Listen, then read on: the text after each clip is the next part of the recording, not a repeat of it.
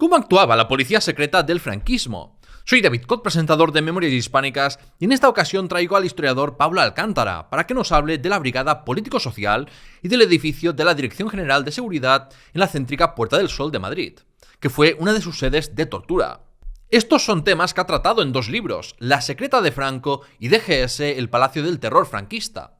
Así que si cuando termines de escuchar la entrevista quieres conocer más detalles de lo que hablamos, te recomiendo comprar estas obras con los enlaces de afiliados de la descripción.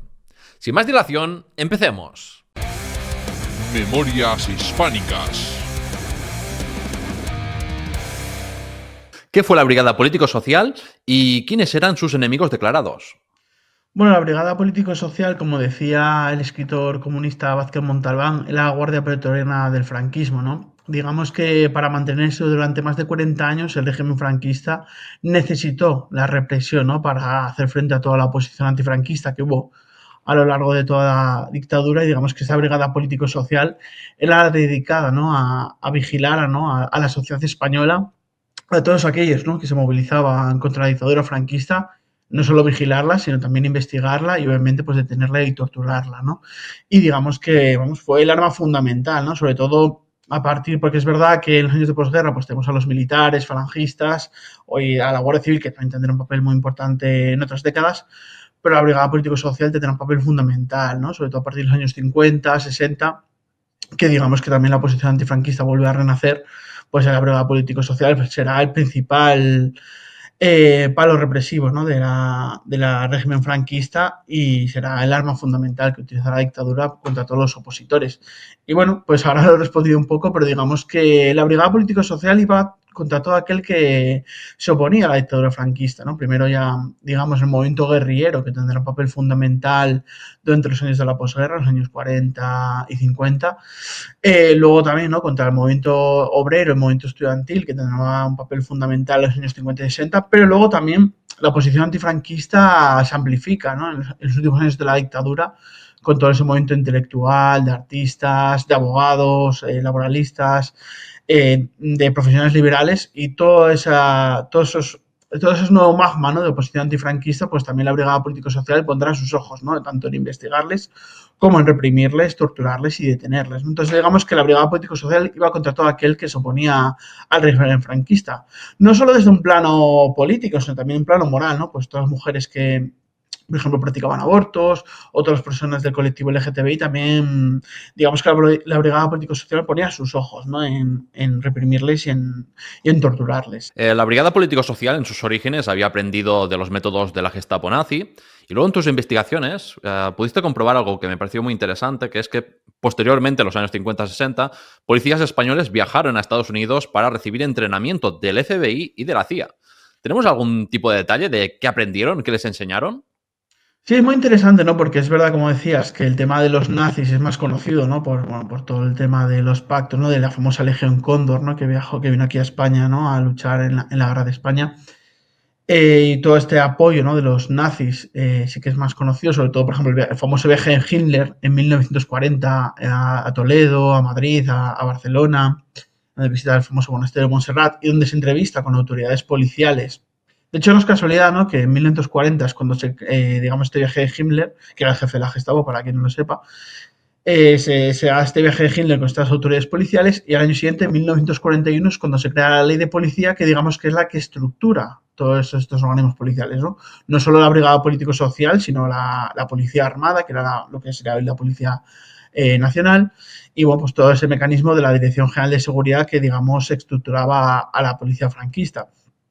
Y bueno, esa ley de 1941 es una ley donde tú ves que se habla de una policía completamente ideologizada, ¿no? Una policía al servicio del régimen franquista. De hecho, por ejemplo, incluso en los años 40, los policías tenían que acreditar ser de Falange, ¿no? O tener un carnet de falangista, o tener algún apoyo dentro de Falange para poder opositar. Y digamos que, claro, luego, bueno, pues Hitler pues pierde la guerra, en la Segunda Guerra Mundial acaba, y claro, luego la Guerra Fría, digamos que Estados Unidos pasa de considerar la España franquista, ¿no? Un país fascista a ser un aliado, ¿no? en esa guerra en esa Guerra Fría contra la Unión Soviética. Y digamos que esto es lo más interesante, ¿no? de la investigación, que es esos viajes de varios policías, no, vamos, de gerifaltes, ¿no? De hecho, por ejemplo, Roberto Conesa, que fue uno de los principales agentes de la Brigada Político-Social en Madrid, que estuvo en la detención de las 13 Rosas. Y bueno, la gente que haya leído Almudena Grandes, en la novela Las tres bodas de Manolita, sale Roberto Conesa, y que luego también tuvo un papel destacado en la transición. Por ejemplo, este hombre fue a recibir cursos de información e investigación de la CIA y del FBI, pero bueno, varios jefes y miembros de la Brigada Político-Social y de la Dirección General de Seguridad viajaron a recibir cursos de instrucción a Estados Unidos en ese momento, ¿no? En los años 50, en que, digamos, hay diferentes pactos económicos, militares, entre la España franquista y Estados Unidos, pero ese tema policial no es tan conocido. Y bueno, es bastante difícil el saber exactamente qué estudiaban los policías españoles, pero bueno, viendo un poco, ¿no? Los ejemplos que hubo de la Escuela de las Américas, ¿no? De los militares americanos, ¿no? Que aprendíamos cuestiones de tortura, ¿no? De represión contra el comunismo, etcétera, pues los policías, estos franquistas españoles que viajaron en esos mismos momentos, en estos años 50, 60, pues obviamente aprenderían lo mismo, ¿no? Aprenderían sobre todo. Claro, la policía española pues era muy experta en tema de tortura física, tortura, vamos, más puro estilo matón. Y yo creo que en Estados Unidos lo que aprendieron es a sofisticar esa tortura, ¿no? A que, por ejemplo, pues a utilizar más la tortura psicológica, al tema, por ejemplo, de no dejar moratones, ¿no? En las torturas físicas. Y digamos, a modernizarse, entre muchas comillas, a esa policía franquista que venía de unos años, ¿no? Los años 40, 50, donde lo que había prevalecido pues es el puro matonismo y la pura represión pura y dura, ¿no? Afirmas que las torturas fueron un recurso sistemático de la policía franquista, o sea, que no era algo de 4 ovejas negras. Sí. ¿Podrías contar qué técnicas de tortura fueron las más habituales dentro del repertorio de la Gestapo española?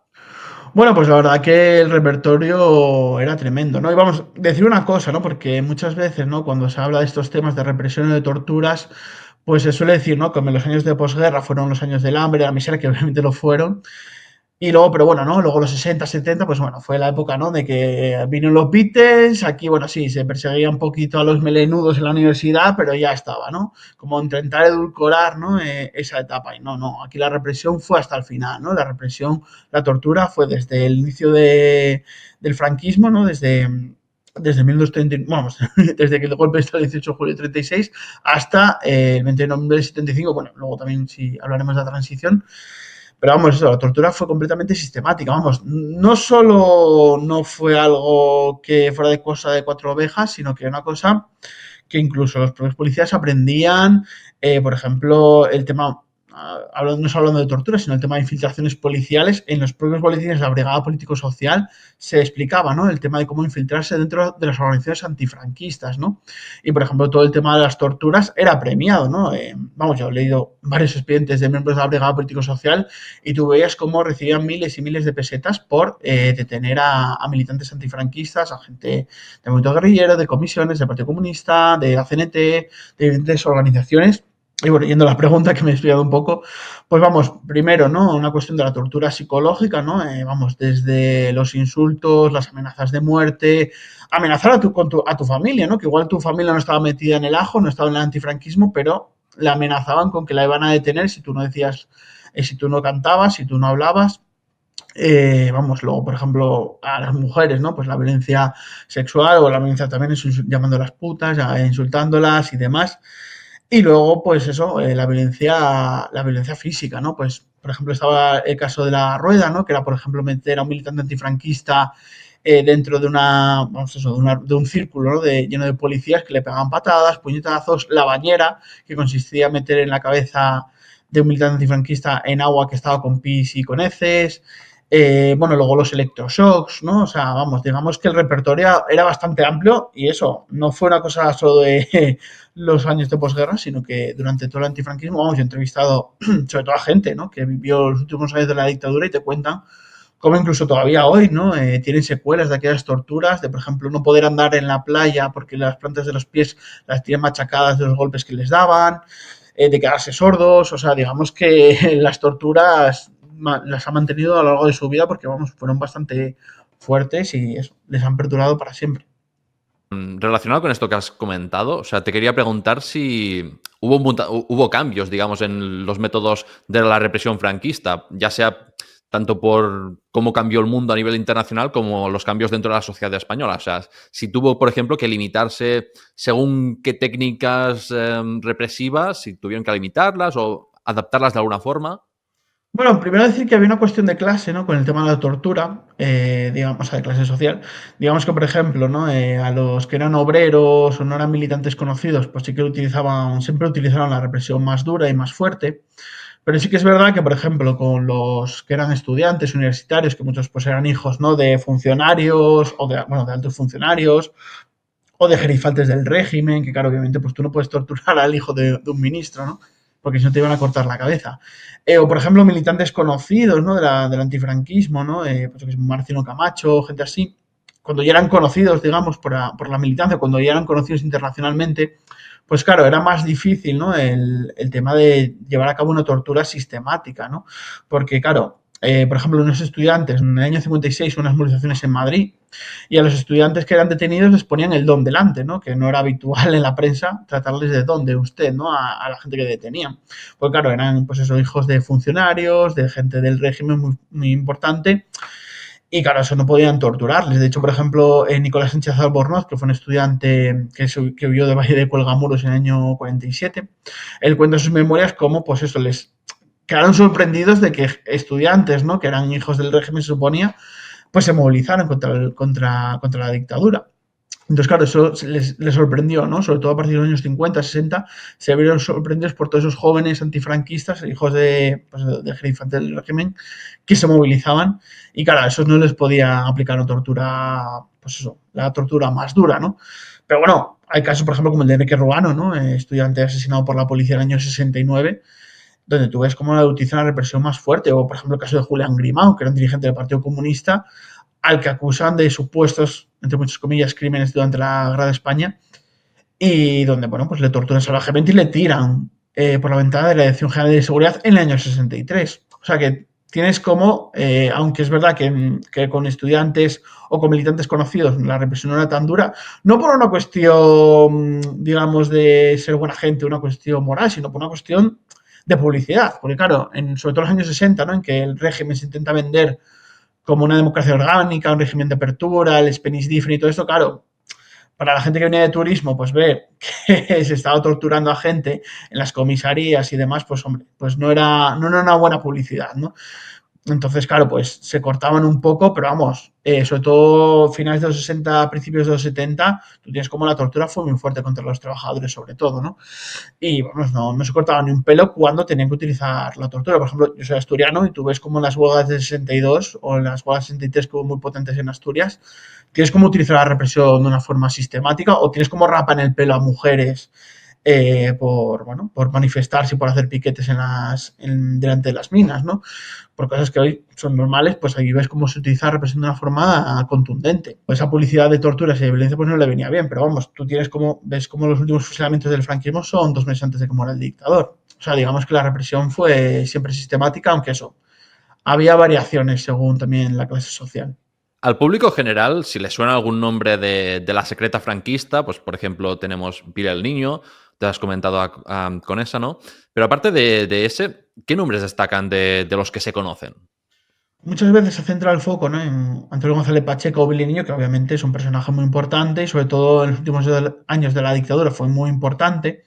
Pero Antonio González Pacheco no deja de ser un agente raso, fue un policía raso y no tuvo un puesto muy, muy importante. Obviamente, su figura es muy importante porque él, por ejemplo, cuando le detenía a gente, pues él se presentaba ante los militantes antifranquistas diciéndoles, yo soy Antonio González Pacheco. Entonces, claro, por eso mucha gente, años después, cuando salió a la luz, pues mucha gente le reconoció por eso, ¿no? Porque el tío se hacía el chulo, ¿no? Y se presentaba a los que detenía con su nombre o con el famoso Billy el Niño, porque sobre todo enseñaba una pistola a los militantes antifranquistas a los que detenía. Pero eso, antes hablaba de Roberto Conés Escudero, que este hombre luego tendrá un papel muy importante en la transición, que este hombre antes participó en la detención de los estudiantes del año 56. Luego, por esas detenciones del año 56 lo trasladan a Puerto Rico, ¿no? Como un, entre comillas, castigo, pero luego lo vuelven a traer a España en los años 60 y tendrá un papel fundamental, por ejemplo, la detención de personas vinculadas al FRAP en los años 70. o vinculadas a comisiones obreras, en la detención, por ejemplo, del proceso 1001, en las que también estará Conrado Delso, que fue un llamado el gitano, que era también un policía experto en el movimiento obrero. De hecho, algo que no se sabe es que la Brigada Político-Social tenía destacamentos, ¿no? Por ejemplo, tenía gente experta en el movimiento obrero, gente, por ejemplo, experta en el separatismo vasco, en lo que era pues, todo el tema de PNV, de ETA, experta en las organizaciones de la izquierda radical, o sea que digamos que se dividían los papeles, ¿no? En cuanto al tema represivo, ¿no? Luego, por ejemplo, en Asturias está Claudio Ramos Tejedor, que fue jefe de la Brigada Político-Social, que es muy conocido en Asturias. Por ejemplo, en Cataluña tenemos el caso de los hermanos Creis, Juan Creis y Vicente Creis, Pedro Polo Borreguero también en Cataluña, Ballesteros en Valencia. O sea que digamos que no era una cosa solo de Madrid o una cosa solo de Antonio González Pacheco, sino que había una estructura bien organizada de miembros de la Brigada Político-Social que se dedicaban a la represión sistemática contra la posición antifranquista. Luego, por ejemplo, también Vicente Reguengo, Saturnino Yagüe, que este último fue quinta columnista durante la Guerra de España en Madrid y luego fue miembro de la Brigada Político-Social muy importante. O sea que digamos que hay muchos nombres que a mí me interesa, ¿no? El tema de sacar nombres de personas, porque en los últimos años se han hecho estudios muy importantes, ¿no? Sobre las víctimas del franquismo, pero no hemos hablado de los victimarios, no hemos hablado de las personas que realizaban los juicios, las personas que detenían, las personas que estaban en las cárceles, y yo creo que también es importante, ¿no? Señalar a estas personas y señalar también, pues, cómo llevan a cabo la represión y cómo luego también fueron impunes en los años de la transición. Claro, antes te remarcaba lo de nombres que se conocieran, porque lo cierto es que siguen habiendo muchas incógnitas, ¿no? Y esto es en buena parte por las leyes restrictivas en cuanto, bueno, que impiden la consulta de muchos de los archivos policiales, ¿verdad? O sea, ¿tú con qué impedimentos te encontraste a la hora de investigar? Podríamos hacer, siempre lo digo cuando hago charlas o tal, que podríamos hacer otra entrevista sobre estos temas, ¿no? Porque la verdad que es muy interesante. Siempre cuando se habla de temas de memoria democrática, memoria histórica y tal, este tema de los archivos se suele obviar, ¿no? Y yo creo que es fundamental para el tema de poder saber la verdad, para poder divulgar los datos o divulgar la investigación, es necesario que se abran los archivos. Y muchas veces, pues la cuestión de investigar en archivos policiales, en archivos militares, pues es muy difícil. Es verdad que en los últimos años ha habido una cierta mejora, pero la verdad que sigue siendo bastante complicado. Por ejemplo, para el tema de los expedientes de los miembros de la Brigada Político-Social que están en el archivo del Ministerio del Interior, pues tú tienes que esperar 25 años de la muerte de esa persona. O sea, por ejemplo, para poder consultar el expediente de Billy el Niño, tenemos que esperar hasta 2045, porque murió en 2020. Y luego, pues muchos de los nombres que aparecen en ese expediente pues están anonimizados porque son personas que siguen vivas y demás. Para poder consultar muchos expedientes de los boletines, por ejemplo, la Brigada Político-Social tiene unos boletines de información donde digamos que, por ejemplo, hablaba de detención de militantes comunistas en Cataluña y hacía pues una lista de los militantes que detenían, analizaba lo que pasaba en Cataluña con el comunismo, etcétera. Y pues muchos de estos expedientes de los años 70 y demás, pues todavía no se pueden consultar porque no han pasado los famosos 50 años, ¿no? Y hay muchos expedientes que tampoco te dejan consultar aunque hayan pasado esos 50 años porque siguen personas vivas en esos expedientes. Entonces, claro, hay muchos impedimentos, ¿no? Bueno, mucha gente no sabrá que la ley de secretos oficiales, que sí que se ha hablado en los últimos tiempos de esta ley, es una ley Franquista es. franquista. Es una ley del año 68, o sea, 10 años antes de la Constitución.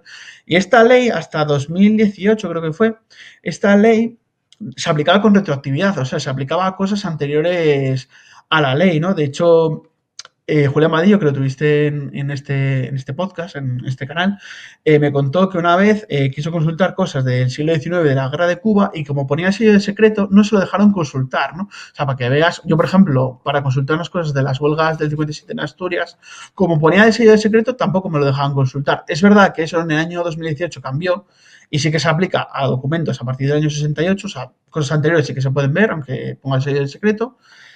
Pero eso, cosas del año 68 para adelante, no, como ponga el sello de secreto, olvídate, ¿no? Entonces, no se pone límites a los secretos. No, joder, por ejemplo, en Estados Unidos, que antes hablábamos del tema de la CIA, tú tienes como a partir de los 25 años toda la documentación secreta de la CIA y del FBI se desclasifica. Aunque obviamente con muchos tachones y tal, pero se desclasifica. Aquí en España no, porque no se pone límites a los secretos oficiales. Y bueno, de hecho, aunque se pongan límites, realmente no se sabe qué secretos oficiales hay en los archivos. Entonces, hay muchos impedimentos, ¿no? Pero bueno, Se ha avanzado mucho, se han avanzado muchas cosas.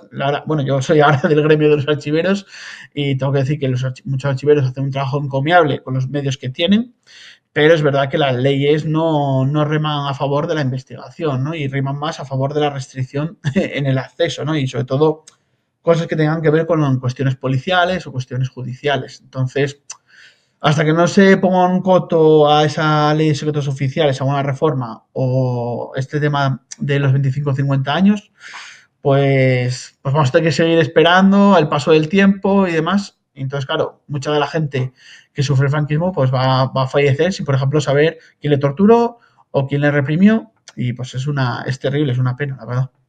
¿Cómo de eficaz fue la Brigada Político-Social en las infiltraciones policiales? Lo pregunto esto porque, por ejemplo, las organizaciones anarquistas parece que eran pues, un coladero de fácil infiltración, según vimos en el episodio que le dediqué a los intentos de asesinato de Franco, también se ve en el desmantelamiento de las guerrillas después de la Segunda Guerra Mundial, pero en cambio en otras como ETA pues parece que lo tenían más complicado. O sea, ¿cuál sería ahí tu balance?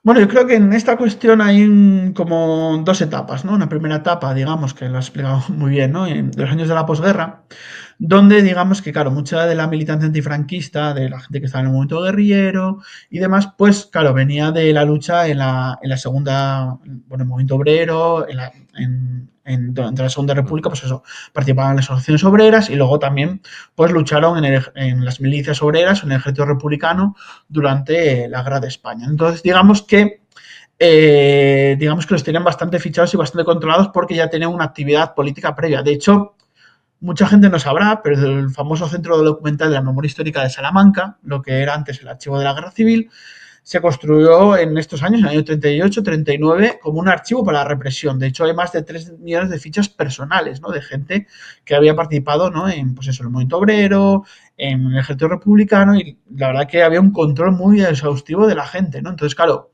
cuando detenían a un militante antifranquista en esa época, pues muchas veces ya lo tenían fichado, porque sabían dónde había estado, en qué organizaciones políticas durante la Segunda República y en la Guerra de España.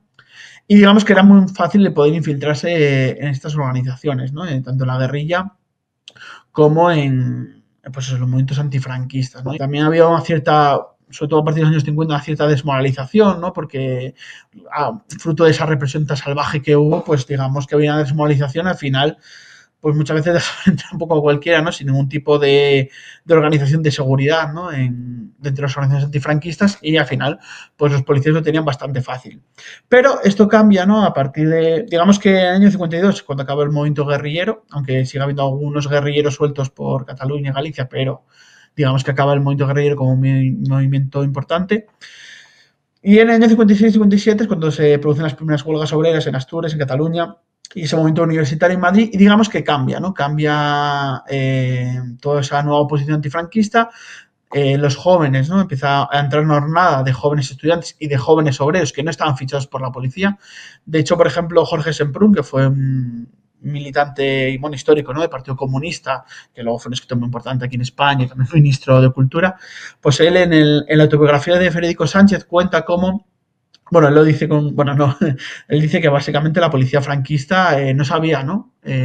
Cómo actuar frente a ese nuevo movimiento obrero, nuevo movimiento estudiantil, porque claro, a esos no los tenían fichados, porque muchos o eran hijos del régimen, de gerifantes del régimen, o pues eso, eran nuevos obreros que pues no habían participado, o habían sido niños, ¿no? Durante la Guerra de España y no habían participado en todos esos acontecimientos. A la Brigada Político-Social le cuesta, ¿no? Le cuesta comprender todo lo que estaba pasando, aunque se empeña mucho, ¿no? Y también huyó un poco de esa imagen, ¿no? Que se da de la policía franquista como una policía cutre o como una policía un poco torrente, que también tenía esa parte, pero también, joder, tenía un aparato intelectual muy importante, ¿no? Por ejemplo, hay un policía que no he hablado antes, muy importante, que es este creador el que creó el archivo, uno de los creadores del archivo de Salamanca, que es Eduardo Comín Colomer, que fue un miembro de la Brigada Político-Social que se dedicaba, por ejemplo, a escribir libros sobre el movimiento obrero, sobre la República, obviamente desde un punto de vista del franquismo, ¿no? De hecho, él hablaba de que todos los males de España eran culpa de la masonería, ¿no?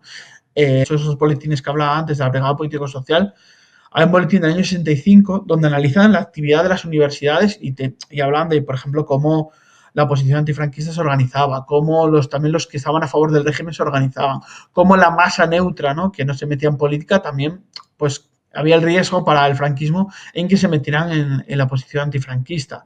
O sea, digamos que ponían empeño, ¿no? Digamos, en recabar información sobre la militancia, pero digamos que les costó mucho más, ¿no? De hecho, por ejemplo, con el tema de ETA, hablaban de que era la rama juvenil del PNV, o sea, que estaban bastante equivocados en sus predicciones, ¿no? Y sobre todo también en los años 60-70, que hay un montón, o sea, las áreas del antifranquismo se expanden, ¿no? No solo en las universidades y los centros de trabajo, sino pues los despachos de abogados, despachos de arquitectos, en los teatros, en los cines, o sea, digamos que el antifranquismo se expande, pues claro, la Brigada Político-Social se habla de que el máximo número de agentes sería unos 20.000, no está muy claro, pero vamos, unos pocos miles.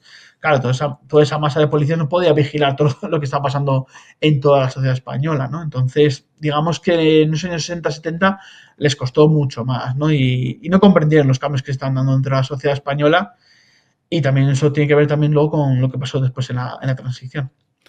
Tú te muestras contrario a caer en relatos exclusivamente lacrimógenos al recordar a las víctimas del franquismo. Así que como ya hemos dedicado así un poco de tiempo a los represores, ¿qué nos puede explicar sobre la resistencia activa de los opositores del franquismo? O sea, ¿de qué manera se preparaban para eludir el aparato represor estatal o resistirlo si eran pillados? Sí, algo que también recalco en mis trabajos es la cuestión, ¿no? de cómo la oposición antifranquista tuvo un papel muy importante, ¿no? Sobre todo el tema de hacer frente a la represión. Como bien dices, yo intento ir un poco de ese relato, ¿no? De hablar de víctimas del franquismo, que obviamente pues, todos fueron víctimas del franquismo, pero también, por ejemplo, hay muchos historiadores que hablamos de resistentes, ¿no? De resistentes contra la dictadura. De decir, es que de hecho, desde el final de la Guerra de España hasta el final de la dictadura siempre hubo oposición al régimen, de mayor o menor intensidad, obviamente, dependiendo de la represión, pero siempre hubo gente que hizo frente a la dictadura durante sus 40 años, desde, bueno, ya dijimos antes, ¿no? Movimiento guerrillero, obreros, estudiantes, siempre hubo oposición al régimen franquista, y esto es importante recalcarlo para también luego lo que pasó tras la muerte del dictador. Es importante hablar de la resistencia y de la lucha, ¿no? Que también es importante para el presente, para todo lo que estamos viendo en el presente. Y ver cómo la gente era consciente, ¿no? De lo que le podía pasar si se metía en la posición antifranquista, si hacía una huelga, una manifestación, que obviamente, pues que lo más probable es que te detuvieran y que te torturaran. De hecho, todas las organizaciones antifranquistas hacían manuales o hacían asambleas a los militantes que entraban nuevos sobre cómo hacer frente a la represión. O sea, lo primero era cómo hacer frente a la represión, ¿no? Y, por ejemplo, el Partido Comunista, bueno, pero todas las organizaciones antifranquistas tenían manuales sobre cómo, por ejemplo, qué hacer, cómo hacer las reuniones, cómo hacer las asambleas, cómo hacer las citas para coger propaganda, cómo confeccionar esa propaganda, cómo, por ejemplo, si pillaban a un compañero, qué hacer. Si, por ejemplo, te detenía a ti, cómo hacer frente a la tortura física y psicológica. Vamos, y por ejemplo, luego también en los propios estos manuscritos o manuales se ponían ejemplos de gente que había resistido a la tortura y a la represión. Entonces, digamos que la militancia antifranquista era consciente. O sea, la gente que se metía en la oposición era consciente de que lo más probable es que te dieran de palos, ¿no? Pero yo creo que es interesante ver cómo la gente, joder, a pesar, ¿no? De esa represión, de esa tortura, pues mucha gente se la jugó, ¿no? Y yo creo que es importante reivindicar eso, ¿no? Porque en estos momentos, ¿no? En que estamos también otra vez reivindicando los grandes hombres que trajeron la democracia, pues yo creo que es importante reivindicar a esos pequeños hombres y mujeres, ¿no? Que no, realmente son grandes, son grandiosos, esos hombres y mujeres anónimos, ¿no? Que hicieron frente a la dictadura y que gracias a ellos fue posible, pues, conseguir conquistar derechos, libertades, etcétera. Ellos sabían que la represión estaba ahí, pero sin embargo, digamos, las ansias de libertad o las ansias de conquistar derechos podía mucho más que la represión o la tortura. ¿Se hizo algún tipo de depuración en el cuerpo policial al pasarse de la dictadura franquista a un régimen monárquico de democracia parlamentaria? ¿Hubo despidos, juicios contra policías o se tomaron medidas para hacer menos brutales los métodos policiales? Pues no, la verdad es que no. Sí que hubo algunos casos puntuales de algunos policías, como por ejemplo el caso de Creis que hablaba antes en Barcelona, que sí que le purgaron en el año 74, porque, bueno, no fue por tema de tortura, sino que fue más bien por temas de corrupción, de base de dinero y tal. De hecho, hay un libro muy interesante que se llama La Carta, de Antonio Batista, que habla de este caso de este hombre de Creis, que lo recomiendo leer si os interesan estos temas. Hubo algunos casos muy puntuales, ¿no? De algunos policías, pero como tema sistemático, como pasó en Portugal, ¿no? Contra la revolución de los claveles, que, bueno, pues no lo sepan, el 25 de abril de 74 hubo una revolución en Portugal que tumbó la dictadura de Salazar y había también una policía política en Portugal que se llamaba la PIDE, donde ahí los policías de la PIDE acabaron en calzoncillos y muchos de ellos pues fueron juzgados, ¿no? Se calcula creo que más de 300 policías de la PIDE fueron juzgados y algunos condenados a cárcel y demás. En el caso español, pues eso no ocurrió. De hecho, por ejemplo, antes hablaba, ¿no?, de Roberto Conesa.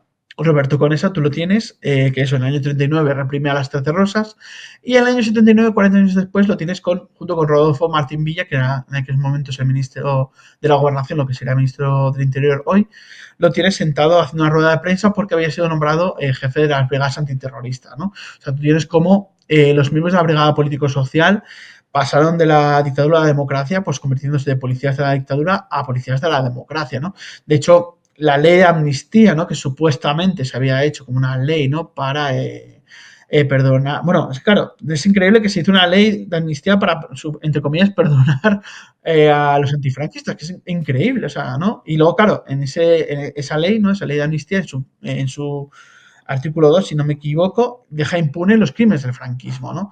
De hecho, realmente se utilizó para dejar impunes los crímenes del franquismo, porque mucha gente no sabe, pero realmente con la ley de amnistía salieron 90 presos políticos, mucha gente, realmente gente vinculada a ETA o al FRA. La mayoría de presos políticos habían salido antes con diferentes indultos, amnistías, gracias a la lucha por la amnistía que había habido en los años de la transición.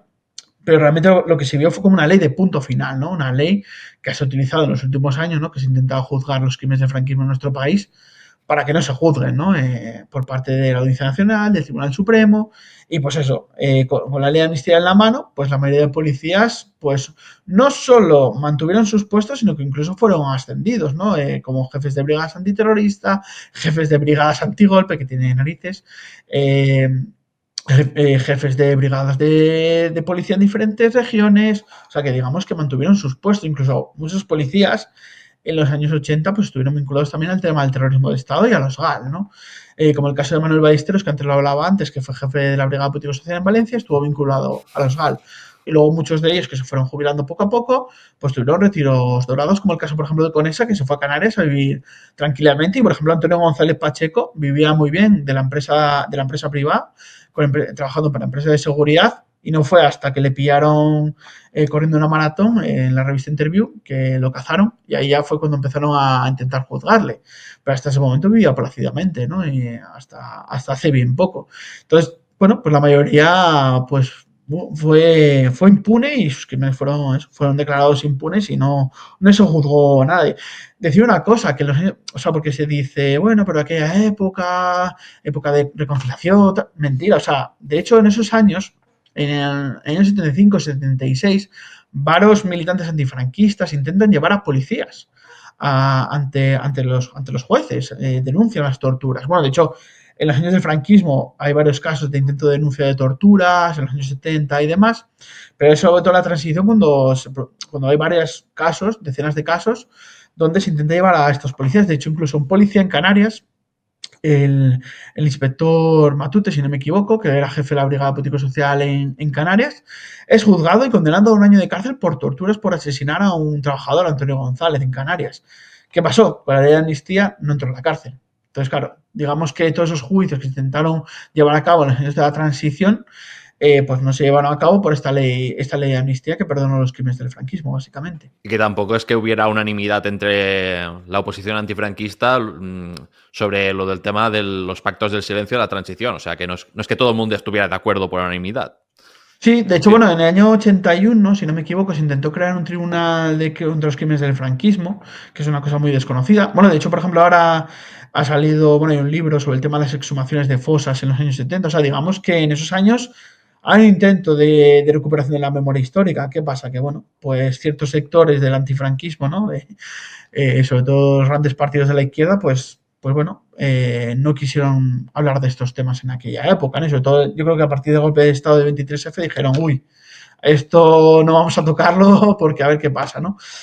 Pero yo creo que en esa época se pudo haber tocado, ¿no? Yo creo que sí que se pudo hacer otra cosa en la transición. Vimos lo que pasó en Portugal, en Grecia, en Argentina se juzgaron a los militares 2 años después del final de la dictadura. O sea que digamos que tenemos ejemplos donde sí que se pudo juzgar a los militares y a los policías y no pasó nada, ¿no? Pero aquí pues por diversas circunstancias no se hizo. Y se hizo de otra forma porque Ujú. también es verdad que muchos de los políticos que estaban mandando, ¿no? En aquella época, pues eran políticos que venían del franquismo, ¿no? Pues Adolfo Suárez, que venía del movimiento, Martín Villa, que había sido gobernador civil en Barcelona y que era ministro del Interior. Claro, de hecho, por ejemplo, yo me he leído las memorias de Adolfo Martín Villa, que escribió cuando dejó de ser ministro, y él cuenta cómo los policías franquistas, pues por ejemplo, Roberto Canessa y tal, pues eran grandes profesionales, ¿no? En la lucha contra el terrorismo, ¿no? Y claro, pues una de las justificaciones que utilizaron para mantener a estos policías, pues era eso, el tema de la lucha contra el terrorismo. Estos policías, como antes hablamos, del terrorismo no tenían mucha idea. De hecho, José Sainz, que fue miembro de la Brigada Político-Social en Bilbao y escribió unas memorias, él cuenta cómo hasta del tema del atentado contra Carrero Blanco y el atentado a la calle del Correo, realmente a los policías de Madrid les daba igual lo que estaba pasando en el País Vasco, lo consideraban cosa de 4 universitarios ahí vascos y que ya estaba, ¿no? Tu último libro se centra en el edificio de la Dirección General de Seguridad, la sede más importante de la Brigada Político-Social y de otras divisiones de policía. ¿Qué usos tuvo ese edificio de la icónica Puerta del Sol antes del franquismo? Porque según comentas, pues ya había sido un lugar de represión de republicanos y el movimiento obrero anteriormente, ¿verdad? Sí, cuando empecé a investigar sobre el libro, es verdad que yo me iba a centrar, bueno, y el libro sobre todo se centra, ¿no? En lo que fue la Dirección General en la época en la que fue Dirección General de Seguridad y, bueno, todo el tema de las torturas en el franquismo y la transición. Pero bueno, al empezar a investigar sobre el edificio, vi que, hombre, este edificio es un edificio del siglo XVIII, ¿no? Pues dije, bueno, voy a ver qué usos tuvo anteriormente para también, bueno, ver un poco qué se puede investigar y, bueno, ver si se puede introducir algo más aparte del franquismo. Y pues supe que en 1848, o sea, unos cuantas décadas antes del franquismo, se había convertido en Ministerio de la Gobernación, lo que sería Ministerio del Interior hoy, ¿no? Y eso me permitió, pues, el estudiar, pues, toda la represión al incipiente movimiento obrero, a los movimientos republicanos, pues al anarquismo, al socialismo, y ver cómo, aunque obviamente el franquismo ha sido el punto culmen y ha sido la etapa más oscura de nuestro país en cuanto a la violencia política y la represión, hubo otras épocas represivas antes, ¿no? En la época de la Restauración, donde, por ejemplo, pues se prohibía el 1 de Mayo, donde las organizaciones anarquistas y socialistas eran perseguidas, o la época de la dictadura de Primo de Rivera, ¿no? Que también muchas veces no se habla de dicta blanda, ¿no? Como que, bueno, frente al franquismo, no, la dictadura de Primo de Rivera persiguió el catalán, persiguió las organizaciones anarquistas, persiguió las organizaciones comunistas, persiguió intelectuales como Unamuno, o sea, digamos que la dictadura de Primo de Rivera fue también muy represiva, ¿no? Y digamos que pues todo ese hilo, ¿no? Y ese hilo negro, ¿no? De la represión, pues también se concentra en este edificio, ¿no? En Y la durante Real la Casa. Segunda República y Guerra Civil, ¿qué uso se le dio? Pues fue ministro de la Gobernación. Es verdad que, bueno, cuando salió todo este tema de la Real Casa de Correos de nombrar al lugar de memoria, la Comunidad de Madrid, con Ayuso a la cabeza, utilizó este banderín, ¿no? Para, bueno, criticar, ¿no? A las políticas de memoria del gobierno y, bueno, para decir, ¿no? Que la Real Casa de Correos había habido checas. Bueno, de hecho hay un documental que os animo a que veáis de lo terrible que es, ¿no? De que hizo el Telemadrid, ¿no? Con la ayuda de la CEU San Pablo, aquí también vemos, ¿no? La conexión entre las universidades privadas y el gobierno de la Comunidad de Madrid, donde, bueno, pues en ese documental salía, ¿no? La Real Casa de Correos en la Segunda República, donde se hablaba, ¿no? De eso, de que controlaban las checas y donde se veía un malvado general soviético, ¿no? En la Real Casa de Correos torturando a gente de derecha. Es como una imagen completamente distorsionada, ¿no? De lo que fue en esa época. Es verdad que en la Segunda República fue ministro de la Gobernación. Es verdad que también durante la época de la Segunda República también hubo represión al movimiento obrero, sobre todo en la época de la derecha, ¿no? Del binomio radical cedista. Tampoco podemos, ¿cómo decirlo? Blanquear ciertas etapas de la República, sobre todo eso, el bienio negro, ¿no? Con la represión durante la Revolución del 34. Y luego en la Guerra de España, pues digamos que fue ese era del Ministerio de la Gobernación, ¿no? Y sobre todo pues el control del orden público y el control de todas las milicias y demás. Pero obviamente no es esa imagen distorsionada que os intenta vender Telemadrid ni mucho menos, ¿no? De esa imagen, ¿no? De los generales soviéticos controlándolo todo y que, bueno, en fin. Pues obviamente es que, bueno, la derecha de este país sigue propagando pues los bulos de la propaganda franquista, ¿no? Sin ningún tipo de contraste ni investigación científica. ¿Tú cómo valoras que la presidenta de la Comunidad de Madrid, Ayuso, se ponga muy activamente en contra de cualquier iniciativa memorialística para recordar que la actual sede del gobierno autonómico fue un centro de torturas? Bueno, lo primero tiene que ver con la propia composición de la derecha, ¿no? Antes hablábamos, ¿no? Como en la transición, pues no hubo, digamos, ningún tipo de juicio, ningún tipo de depuración de los elementos franquistas del aparato del Estado o de la política. Y claro, pues muchos de estos ministros franquistas, políticos franquistas, pues se reciclaron de la noche a la mañana y pues aglutinaron sobre todo los partidos de UCD y de lo que era Alianza Popular en aquel momento, Partido Popular hoy, ¿no? De hecho, Alianza Popular la fundaron 7 ministros franquistas, entre ellos Manuel Fraga Iribarne, que en la dictadura fue ministro de la Información y Turismo, un ministerio muy importante también para el tema de la represión en cuanto a, digamos, a blanquear, ¿no? La represión y a dar propaganda, ¿no? A decir, bueno, no, aquí no se reprime, aquí no hay represión, lo de Grimao fue una cosa que no fue para tanto, lo de Enrique Ruano no realmente se suicidó, o sea, digamos que el Ministerio de Información y Turismo tenía un papel muy relevante y sobre todo en la época de Fraga, ¿no? Con una ley de prensa que también se blanquea muchas veces, que es una ley que realmente lo que hace es, lo que hacía realmente era multar a los periódicos cuando salían, ¿no? O sea, que realmente lo que aplicaba era una autocensura, ¿no? Bueno, yendo a lo que me estaba equiliando un poco, pero bueno, creo que es importante entender dónde nace la derecha española, ¿no? Esa derecha, sobre todo, ahora no se habla mucho, ¿no? De que resurge la extrema derecha, de que resurge Vox, pero realmente siempre ha estado ahí. Lo que pasa es que antes les daba vergüenza decir lo que eran, pero realmente en el Partido Popular era la casa de toda la derecha y ahí estaba esa derecha neofranquista, ¿no? Y bueno, pues Ayuso aquí en la Comunidad de Madrid representa esos valores, ¿no? Representa el ala más radical de esa derecha y representa la defensa de la impunidad del franquismo. Pues de hecho, el Partido Popular realmente nunca ha condenado de forma tajante el franquismo, siempre se ha negado al tema de apertura de fosos comunes, eso, cualquier política de memoria siempre la ha atacado, de hecho, los gobiernos de Mariano Rajoy, la de memoria histórica se dejó a 0 euros en financiación, o sea, prácticamente derogada, y digamos que Ayuso recoge ese testigo, obviamente de una forma en lo discursivo mucho más radical y mucho más contundente, sobre todo también porque le interesa, ¿no? De cara a su electorado y de cara también, ¿no? A presentarse como rival del gobierno de Pedro Sánchez. Y es que obviamente la memoria, parece que lo de la memoria histórica, bueno, la memoria histórica, memoria democrática, como la queramos llamar, parece que es una cosa del pasado, ¿no? Una cosa de datos. No, no, es una cosa completamente del presente, ¿no? Por ejemplo, ayer con la concentración, bueno, el otro día con la concentración que hubo en el Templo de Bot del Partido Popular, tú ves como las cruces de Borgoña, las cruces con el águila, o sea, digamos que la derecha ahora se reivindica más que nunca neofranquista, ¿no? Y hay un sector, pues eso, muy potente, ¿no? Y Ayuso obviamente quiere representar a esos sectores y por eso se opone frontalmente, ¿no? Y niega cualquier tipo de política de memoria y la verdad que es terrible y vergonzoso ver cómo la derecha de este país, ¿no? Cómo, pues eso, niega cualquier tipo de reparación para las víctimas del franquismo. Incluso una cosa tan nimia realmente, porque realmente tampoco, como poner una placa, que tampoco es para tanto en Madrid, hay centenares de placas por muchas cosas. O sea, realmente muchas veces se habla, ¿no? De la derecha dice, no, no habléis de estas cosas. La derecha habla del pasado siempre, que si la reconquista, que si cualquier cosa, incluso de la propia guerra de España y del propio franquismo. O sea, la derecha habla de estos temas. Lo que pasa es que no quieren que nosotros hablemos de esos temas, ¿no? Y confrontemos y, bueno, ellos quieren dar su visión única. Pero obviamente nosotros tenemos que, obviamente, ¿no? Con rigor histórico, con las fuentes documentales, desmentir esos bulos. Yo creo que es lo fundamental ahora mismo de nuestra labor. ¿Qué crees que debería hacerse con el edificio de la DGS o, por ejemplo, el de la actual sede de la Jefatura Superior de Policía de Barcelona, en Vía Laietana, que también fue un centro de torturas del franquismo? O sea, ¿cuál es tu opinión personal al respecto y cuáles, digamos, serían las propuestas mayoritarias dentro de las asociaciones memorialísticas?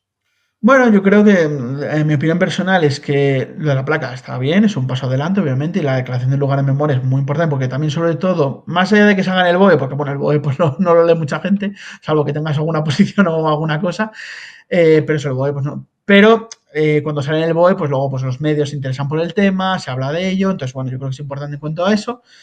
Pero obviamente para mí el tema de la placa se queda muy corto. O sea, sobre todo viendo ejemplos de fuera, ¿no? Tú tienes como en Portugal, a pocos kilómetros aquí de Madrid, tienes un museo, que os animo a visitar, si no habéis estado en pleno centro de Lisboa, al lado de la catedral, el Museo de Aljube, que es un museo que está ubicado donde estuvo un centro de la PIDE, de esta policía política de la dictadura de Salazar, donde se explica muy bien, ¿no? Lo que fue la dictadura de Salazar, la represión, las torturas, lo que fue luego la revolución de los claveles, y es un museo muy interesante que yo he visitado 3 u 4 veces y la verdad que siempre te quedas impactado de lo que se ha hecho allí.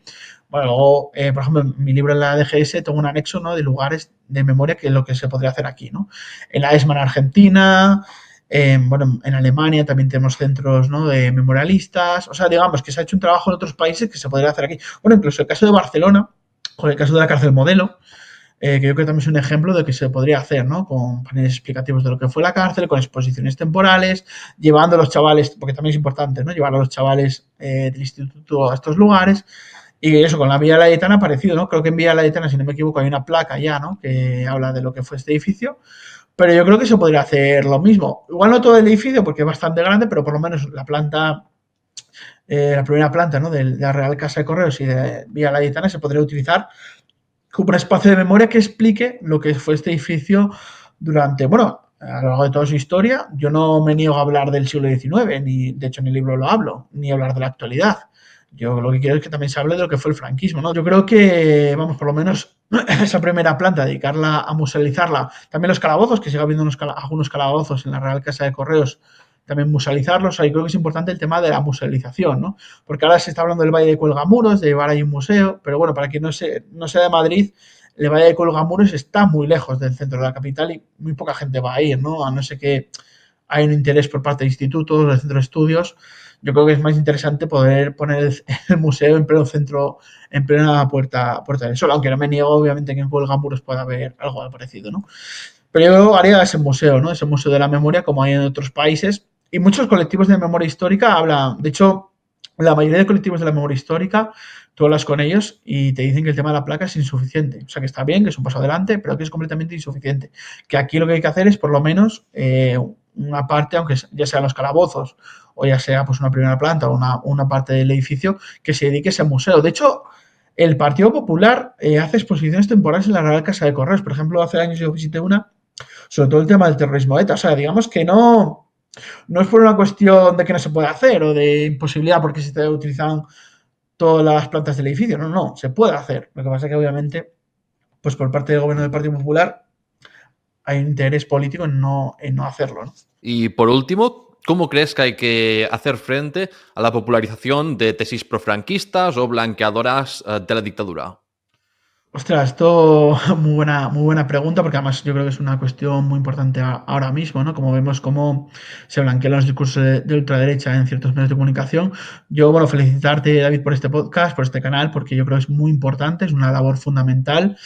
Yo creo, bueno, de hecho cada vez estoy viendo más historiadores que están ya más vinculando al tema de las redes sociales, porque yo creo que una de las cosas que mucho yo achaco a la academia, que ahora no, he estado muchos años en la academia haciendo mi tesis doctoral y demás, es el tema de no abrirse al exterior, ¿no? De, bueno, hacer nuestras investigaciones muy potentes, muy solventes, pero luego no se divulgan, ¿no? No se divulgan al exterior, se hacen libros de 400, 500 páginas, pero que leemos pues los que estamos vinculados a la universidad o vinculados o vamos a un congreso y es muy triste. También es verdad, pero que algunos historiadores dicen, no me meto en redes sociales porque aquí me van a venir estos negacionistas, ¿sabes? Y simplemente a tirar mierda y a descalificar incluso a nivel personal, ¿no? Ya. Y vamos, tiran para abajo, ¿no?, el trabajo profesional, la profesionalidad de los historiadores, ¿no? Y eso es... También entiendo esa parte, ¿no? Que algunos digan, buah, no me quiero meter en esto. Ya, sí, es verdad que, bueno, además que claro, la extrema derecha tiene mete un montón de dinero en bots, en peña, ¿sabes? En peña que se quiere insultar por redes. Entonces, claro, es duro, ¿no? Es duro enfrentarse a esas cosas, pero bueno, yo creo que también nos falta un poco de organización a los historiadores, o sea, la organización en el sentido de, joder, vamos a organizarnos en un colectivo, en algo, para, por ejemplo, intentar desmontar los bulos del franquismo. Obviamente lo fundamental es la investigación histórica, el ir a los archivos, el ir a las fuentes documentales, el ir a las fuentes orales, es lo fundamental, pero claro, eso luego hay que trasladarlo. Yo creo que, claro, eso, cuando te insulta, cuando tal, yo, por ejemplo, que pues utilizo pues, sobre todo X o Instagram y tal, es verdad que no me llegan muchísimos insultos, pero cuando me llegan, pues yo suelo pasar, no suelo pasar, porque dices tú, a ver, ¿para qué te vas a meter aquí en una pelea con esta gente? Que va a ser difícil convencerla. O sea, yo creo que sobre todo el mensaje tiene que llegar a la gente joven, a la gente que puede dudar sobre estos temas y sobre todo también a Peña, ¿no? Que, joder, dices tú, hostia, yo qué sé, ahora que llega la Navidad, con las cenas de Navidad, que llega el cuñado de turno diciéndote que Franco creó la seguridad social y tal, pues a la gente pues gente de nuestro entorno, gente que defiende lo que nosotros decimos, darle herramientas, ¿no? Decir, joder, pues no, esto es mentira y te lo puedo decir, te lo puedo desmontar en un minuto, ¿no? No tengo que coger un libro de 500 páginas, ¿no? Creo que es verdad que obviamente hay mucha gente que va a decir, este me está mintiendo, este es del gobierno, no sé qué. Pero gente que duda, gente que tal, dice, tú, joder, este tío es un historiador que lleva 40 años investigando estos temas, ¿qué tal? Hombre, pues yo creo que me lo voy a creer más que un chaval de 16 años que me dice que con Franco se vivía de puta madre cuando nunca vivió el franquismo, ¿no? Ahora, bueno, por ejemplo, ahora ha salido un libro que yo creo que, y bueno, yo creo que es muy interesante, se llama Franco Fats, que es hecho por Fernando Hernández Sánchez y Pedro Vera, que es un dibujante del Jueves. Yo creo que también eso, entrando a través de eso, de la divulgación, de los dibujos, incluso un poco, entre comillas, la comedia también, es muy interesante entrar por ahí, ¿no? Este libro ha entrado en la segunda edición en menos de un mes, o sea, digo que hay un interés, ¿no? O sea, que no está la batalla perdida ni mucho menos, yo soy optimista siempre con estos temas. Se ha avanzado mucho en estos últimos años. Obviamente va a haber siempre reacción, va a haber siempre gente que va a reaccionar a nuestros discursos, a lo que decimos, pero no podemos achantarnos ni podemos callarnos. Si hubo gente que en la dictadura franquista se enfrentó a la dictadura con todo lo que suponía, joder, nosotros tenemos más fácil, entre comillas, ¿no? El poder enfrentarnos a esta gente, ¿no? Ahora mismo. En un futuro Dios dirá, pero ahora mismo yo creo que podemos hacerles frente, ¿no? Y yo creo que es así como tenemos que enfrentarnos a estos temas. Sin perder la esperanza, sin tampoco querer dar como lecciones ahí de, tú que ves estos vídeos, qué malo eres, no, sino joder, diciendo, pues oye, mira, nosotros estamos dando datos, estamos dando referencias, te estamos dando bibliografía que puedes leer también, con un poco de eso, optimismo y decir, venga, yo creo que tenemos la razón con los datos, aunque obviamente pues hay gente que no vamos a poder convencer, pero bueno, yo soy optimista. ¿Y tú qué crees que debería hacerse con la actual sede de la Comunidad de Madrid? Cuéntamelo en los comentarios y recuerda que tienes los enlaces en la descripción para comprar los 2 libros de Pablo Alcántara. Suscríbete y dale a la campanita de notificaciones para no perderte nuevos episodios y puedes apoyar mi divulgación en patreon.com/lahistoriahispana por recompensas como acceso anticipado a todo mi contenido o aparecer en los créditos. Gracias por llegar hasta aquí y hasta la próxima.